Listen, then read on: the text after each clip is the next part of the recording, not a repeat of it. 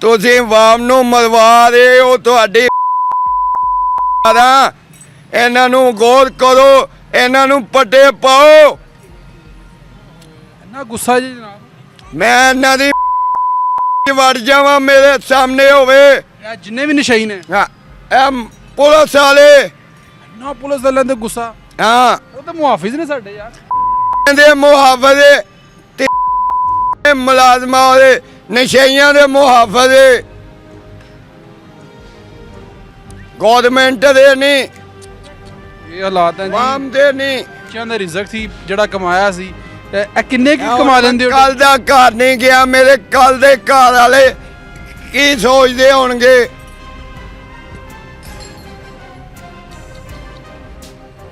ਇਹ ਮੈਂ ਕਿਸੇ ਕੋ 100 ਰੁਪਇਆ ਲੈ ਕੇ ਆਇਆ, ਇਹ ਵੀ ਮੈਂ ਲਗਾ ਕੇ ਹਰਿਆਂ ਪਿਆ ਵਾਂ। किसी को मांग के ले आए? हाँ। अस्सलाम वालेकुम नाज़रीन, मैं हूं आपके साथ आका मेज़बान नईम भट्टी और आप देख रहे हैं लाहौर 42। नाज़रीन, इस वक्त आपको जो मेरे साथ एक शख्स नज़र आ रहा है, गोलियां टाफ़ियाँ ये बेचता है, यानी कि गोलियां टाफ़ियाँ बेच के अपना और अपने बच्चों का पेट पालता था और घर भी किराए का है। लेकिन मंशियात जो पीते हैं, जो नशा करते हैं, उन्होंने इसको तशद्दुद किया इसके ऊपर और इसके जो इसने पैसे कमाए हुए थे जो कि अपने बच्चों का पेट पालने के लिए, वो भी इससे छीन ली हैं और ज़्यादती की है, जुल्म और तशद्दुद किया है और बड़े ही बुरे तरीके से इसको मारा पीटा है। अभी बात करते हैं और पूछते हैं क्या ये क्या दिखा रहे हैं। ओहो ओहो नाज़रीन, ये देखें ज़रा, ओए होए ये क्या? मैं नज़दीक जाके उन्होंने दिखा देना। आजो आजो थी, आजो आजो आजो आजो इधर आजो, ओए होए इधर आजो। ये क्या हो गया था? डंडियां दे नाल मारिया। की नाम की ਤੁਹਾਡਾ? मेरा नाम तंजीम हसन। ਅੱਛਾ ਤਨਜ਼ੀਮ ਸਾਹਿਬ, ਇਹ ਕੀ ਵਾਕਿਆ ਹੋਇਆ ਸੀ? ਕਿਉਂ ਮਾਰਿਆ ਤੁਹਾਨੂੰ ਨਸ਼ਈਆਂ ਨੇ? मैनू घेर लिता जाए, ਅੱਛਾ मैनू कहते जो कुछ हीगा दे दे। ਹਾਂ मैं कहा यार मेरे को मेरे बच्चों का ही खर्चा ही है, मैं हुण 100 मैं 500 का दुध ले जाना, बच्चों के पैंपर ले जाने हैं जी। बाकी किन्ने बच गए? 500। 500 रुपये च मैं रोटी बच्चों को सवेर नूं खुआनी, मैं सवेर नूं फिर लगा आना। आप मैं भुखड़ भन सारी दिहाड़ी दाता तो आग मैं लंगर खा लेना। ਦੁਕਾਨ ਕਿਰਾਏ ਦਾ? हाँ ते ਕਿੰਨੇ ਜਾਣੇ ਸੀ ਉਹ? ਉਹ ਹੈਗਾ ਸੀ 15-20 ਜਣੇ। ਅੱਛਾ ਸਮਝ। ਇਸ ਡੇਲੀ ਬੇਸ ਤੇ ਪੈਸੇ ਖੁੰਦੇ ਨੇ ਸਾਰੇ? ਹਾਂਜੀ।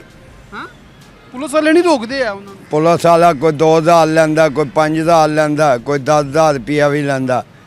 ਸਮਝੋ, ਹੈਵੀ ਜੇਬ ਕਤਰੇ, ਕੋਈ ਛੋਟਾ ਕੋਈ ਵੱਡਾ, ਕੋਈ ਉਸ ਤੋਂ ਵੱਡਾ।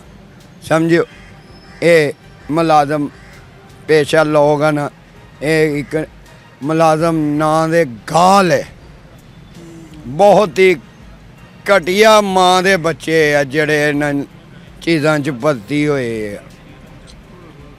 ਇਹਨਾਂ ਨਾਲੋਂ ਤੇ ਆ ਕੁੱਤਾ ਨਹੀਂ, ਇਹ ਭਰਤੀ ਹੋ ਜਾਣਾ ਚਾਹੀਦਾ। ਪੁਲਿਸ ਦੀ ਵਰਦੀ ਇਹਨੂੰ ਪਵਾਉਣੀ ਚਾਹੀਦੀ ਹੈ। ਯਾਨੀ ਕਿ ਮਹਿਕਮੇ ਦੇ ਵਿੱਚ ਕੁਝ ਐਸੀਆਂ ਕਾਲੀਆਂ ਭੇੜਾਂ ਮੌਜੂਦ ਨੇ, ਅੱਛੇ ਲੋਕ ਵੀ ਨੇ ਮਹਿਕਮੇ ਦੇ ਵਿੱਚ, ਅੱਛੇ ਲੋਕ ਵੀ ਨੇ बहुत। आईजी पंजाब साहब बहुत अच्छे हैं, लेकिन उनको ये पंजाब तक मेरा बयान पहुंच। अच्छा गल सुनो एक मिनट, मेरी गल सुनो। ए हाथ की होया है, हाथ की होया है? मैं खोल के दहाना फिर तुहानू पता लगेगा। मेरा एडे बुरे तरीके ना मारिया मैनू उन्होंने इस तरीके ना मारिया, तुसी कहंदे हो ये तो बड़ा बुरा हाल किया। गुट तोड़ दिता है। किसने नहीं रोका उनको? मैं छीन रहे थे आपसे।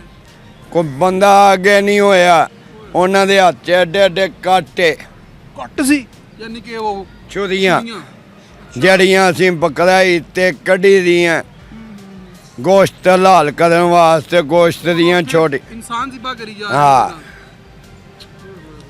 ਇਹ ਲਾਹੌਰ चों है गंद मुकना चाहिए। ਇਹ मैं डिप्टी साहब ਨੂੰ एक बयान सुनाना चाहना वा। पालिया ਇਹਨਾਂ ਦੇ ਉੱਤੇ ਗੌਰ ਕਰ। ਤੇਰੀ ਮਾਰਾ ਤੂੰ ਇਹਨਾਂ ਨੂੰ ਕਿਉਂ ਇੰਨੀ ਛੋਟ ਦਿੱਤੀ? ਤੇਰੀ ਤੁਹਾਨੂੰ ਵਾਮ ਦੀ ਹੈ ਨਾ ਹਿਫਾਜ਼ਤ ਵਾਸਤੇ ਕੀਤਾ ਗਿਆ, ਤੁਸੀਂ ਵਾਮ ਨੂੰ ਮਰਵਾ ਰਹੇ ਹੋ। ਤੁਹਾਡੀ ਇਹਨਾਂ ਨੂੰ ਗੌਰ ਕਰੋ, ਇਹਨਾਂ ਨੂੰ ਪੱਟੇ ਪਾਓ। ਇੰਨਾ ਗੁੱਸਾ ਜੀ ਜਨਾਬ, ਮੈਂ ਇਹਨਾਂ ਦੀ ਵੜ ਜਾਵਾਂ ਮੇਰੇ ਸਾਹਮਣੇ ਹੋਵੇ। ਇਹ ਜਿੰਨੇ ਵੀ ਨਸ਼ਈ ਨੇ, ਹਾਂ, ਇਹ ਪੁਲਿਸ ਵਾਲੇ, ਇੰਨਾ ਪੁਲਿਸ ਵਾਲਿਆਂ ਤੇ ਗੁੱਸਾ। ਹਾਂ ਉਹ ਤਾਂ ਮੁਹਾਫਿਜ਼ ਨੇ ਸਾਡੇ ਯਾਰ। ਦੇ ਮੁਹਾਫਜ਼ ਤੇ ਮੁਲਾਜ਼ਮਾਂ ਦੇ, ਨਸ਼ਈਆਂ ਦੇ ਮੁਹਾਫਜ਼, ਗੌਰਮੈਂਟ ਦੇ ਨਹੀਂ, ਇਹ ਹਾਲਾਤ ਹੈ ਜੀ। ਆਮ ਦੇ ਨਹੀਂ। ਬੱਚਿਆਂ ਦਾ ਰਿਜ਼ਕ ਸੀ ਜਿਹੜਾ ਕਮਾਇਆ ਸੀ, ਇਹ ਕਿੰਨੇ ਕੀ ਕਮਾ ਲੈਂਦੇ ਹੋ? ਕੱਲ ਦਾ ਘਰ ਨਹੀਂ ਗਿਆ, ਮੇਰੇ ਕੱਲ ਦੇ ਘਰ ਵਾਲੇ ਕੀ ਸੋਚਦੇ ਹੋਣਗੇ।